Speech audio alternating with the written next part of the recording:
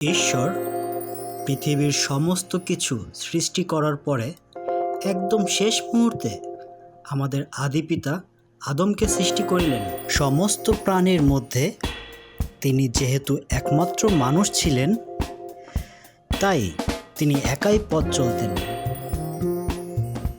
ঈশ্বর যখন দেখতে পেলেন পিতা আদম একা মানুষ হিসেবে পৃথিবীতে খুবই বোর ফিল করছেন, ঠিক তখন তার সঙ্গী হিসেবে আদিমাতা হাওয়াকে সৃষ্টি করলেন।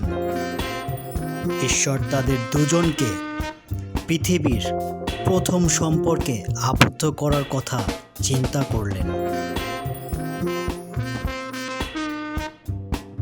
তাই তাদেরকে বিয়ে দিয়ে একটি বৈধ সম্পর্ক স্থাপন করে দিলেন।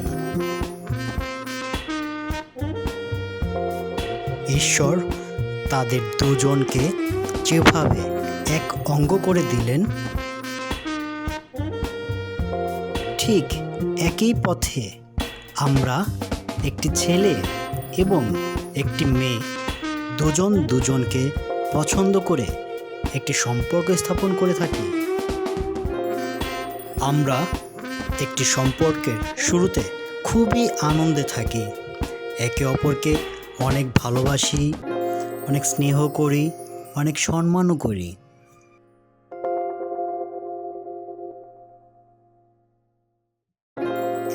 এবং একসাথে হাতে হাত ধরে পথ চলতে থাকি আমরা।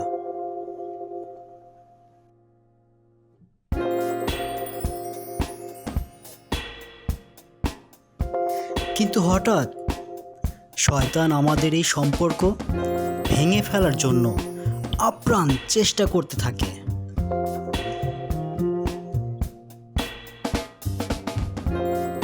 চেষ্টা করতে করতে করতে একটি সময় সে সফলতা অর্জন করে ফেলে। ফলাফল হিসেবে ধ্বংস করতে শুরু করে দেই আমরা আমাদের নিজেদের জীবনকে। কিন্তু আমাদের মাবুদ, আমাদের খোদা, তিনি চান যেন আমরা সারাটি জীবন একে অপরের হাতটি ধরে রাখি। মহান সৃষ্টিকর্তা তিনি চান যেন আমরা আমাদের সর্বোচ্চ চেষ্টা চালিয়ে যাই এবং পুনরায় আমাদের প্রিয়তমার ফুলের মতো সুন্দর মনকে জয় করি।